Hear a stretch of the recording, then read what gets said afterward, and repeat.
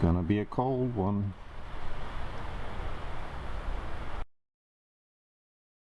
Zach's kind of like a, he's like one of those Energizer bunnies. He winds up and he just goes.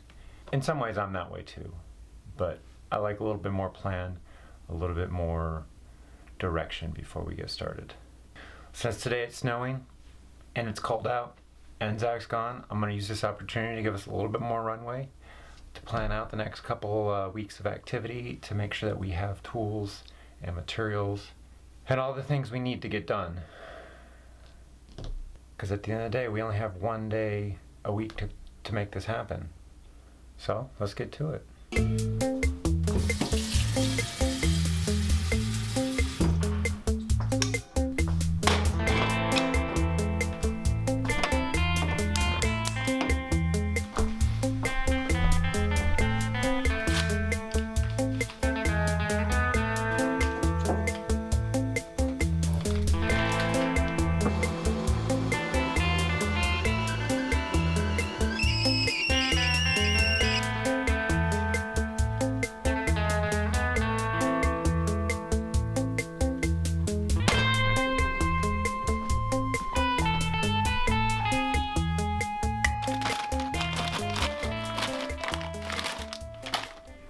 Now we're ready. Hey Siri, play music for a montage. Hey Siri, play music for a montage.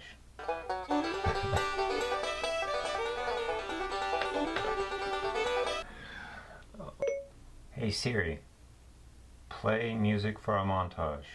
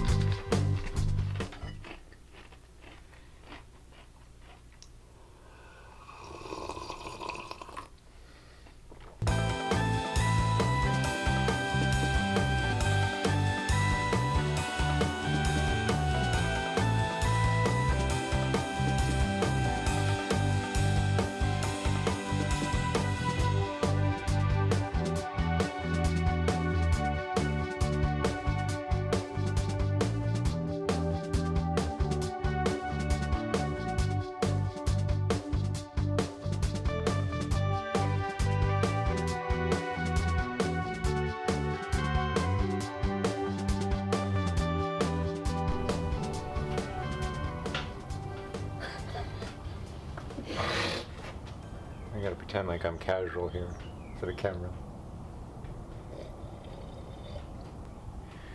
Now that I'm done with the paperwork, all that on the inside, I got a couple more hours left in the day, and I'm gonna get started on some spot welds down here, maybe get ahead of Zach a little bit. Alright, here's an example of a spot weld. Well, 3 of them. They hold on this bracket, and those 3 little dots where you can see the discoloration in the metal. We'll pop that bit right on the tip, start drilling. And just like that, it looks like a dainty little princess took 3 little bites out of it. Well, I mean it would if it didn't completely get screwed up. I managed to put a hole in the car, so whatever, we got welders, we can fix it. Alright, here's an update on the spot weld remover. It's definitely not a damage-free way of removing panels, but it is pretty quick and it does require skill. Some of them, like that one, right, came out beautiful. Some of them, like that one, really kind of gnarled its way up. Now, half the battle with this tool is actually finding where the damn spot welds are. And in most cases it should be pretty easy, but in some, like this one, you can't friggin' see anything. Here's a focus. You can't see anything. No divot, no nothing to kind of guide you. So, little secret, what you can do is you can hit it with a flap disc. There, right there, you can kind of see that second one. Third one is easy peasy. And then fourth, yeah, same. Fifth. Alright, this is what it looks like when it goes right. You get a nice little plug where the steel of the second piece is just kind of still attached to the first piece. And this is what it looks like when it goes wrong. And then another. I had an inexcusable amount of trouble getting this second one off. Here's another view of that same hole from the top side. Luckily for us, you can weld metal back. Hey, Zach's back! Hey, buddy. Look at you, all ready to work. Yeah, man. It's good to be back. I heard that you got some comments about my lack of safety in some previous videos. Yeah. I wore my my leather, fully closed-toed safety slippers today. Oh, this is very impressive. Oh yeah, and here we go. I've got eye protection. I know what you're thinking. You're thinking, those are just sunglasses, but it's okay. Because they're really old sunglasses, which means they've got the real glass lenses. You've got some stuff to show me, right? Yeah. Here, okay. Come on. Alright, Zach, you got some new toys, buddy. Let's start with something fun, though. Like, we got a first sponsor. The box says Tub O Towels, 2-pack 90.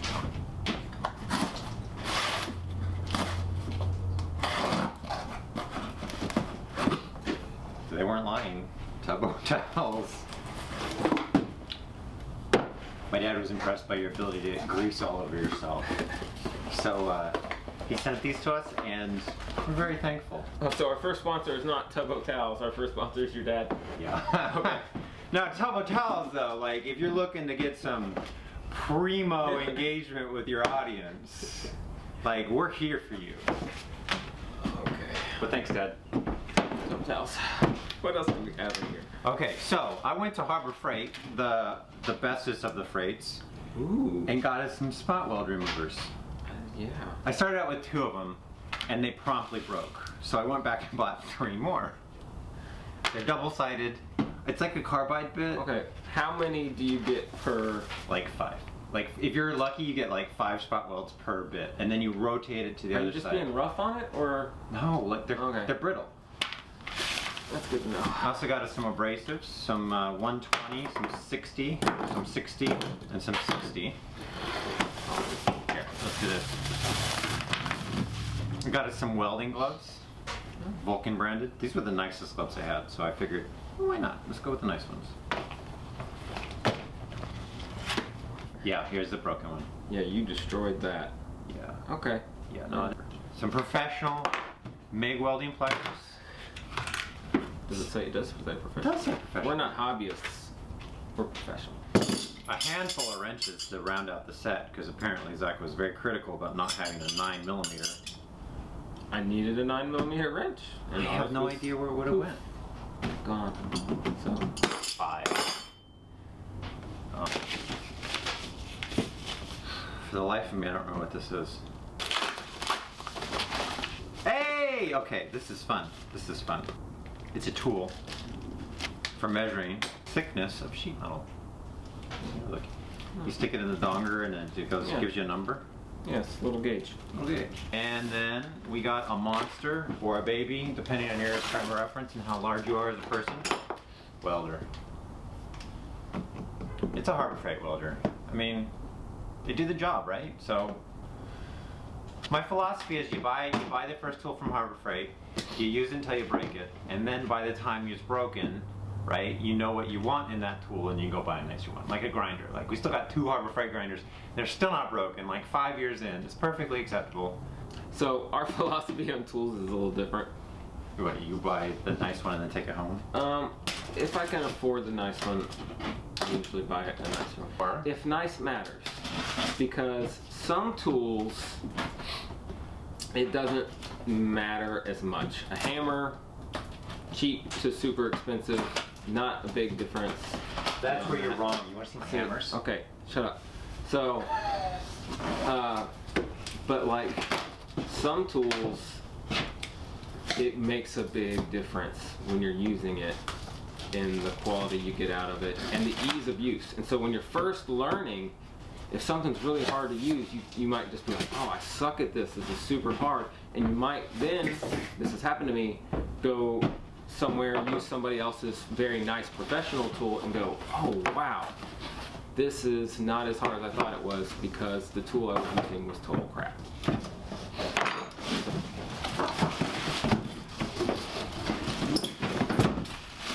So this is a multi-process welder. It'll do MIG, TIG, and stick. Yeah. So how do we wrap up this segment? Like this. Alright, I'm going to show you my trick.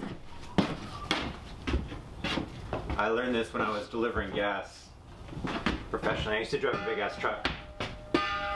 This is my trick.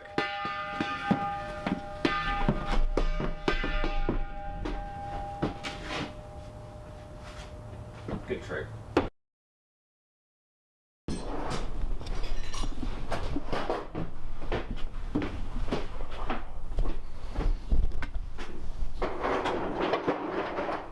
Christopher, Yeah. why are you tearing holes in the floor of the van?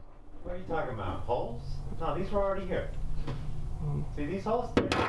Yeah, They were already there. and the one that was right next to it that's all like rippy and Oh no, that jagged? wasn't me. Yeah. No, that wasn't. This. That was already there. Uh-huh. I see. Look how they're. See how round they are. Focus. These are the factory ones. Yeah. Yeah. So what happened? Well, the thing is, this stuff is not easy. Like, we're dealing with metal that is kind of fused together. And I had a spot weld cutter that was going making all the noises and the fun noises, and I thought I got all the spot welds off, and for the first one I did, and it came out beautifully, and then the second one I didn't, and I just kind of ripped it off like a chewing kind of monster. So yeah. So that accounts for the first hole, What are you talking about? and then the next one and the next one? Okay, so the next one after that, I was like, well, we have to weld anyways. And they, you know, it was a long day. I was by myself, you know, morale was low. I just gave it the old yank and tug. I understand, buddy. We've all been there. Yeah. So what do we got to do to fix it? Gotta weld it up. We're gonna get a copper spoon, put it on one side of the weld, take the MIG, or probably the MIG, and go put more metal in there. And then because we got a copper backing, the copper won't stick to the new weld, and it'll just be pretty. I mean, it won't be pretty. It'll be pretty sealed up, maybe. But It'll the be water. grinder will make it pretty. Yeah, man. Yeah, you don't have to actually be good at welding. You just have to be good at grinding. That's the thing.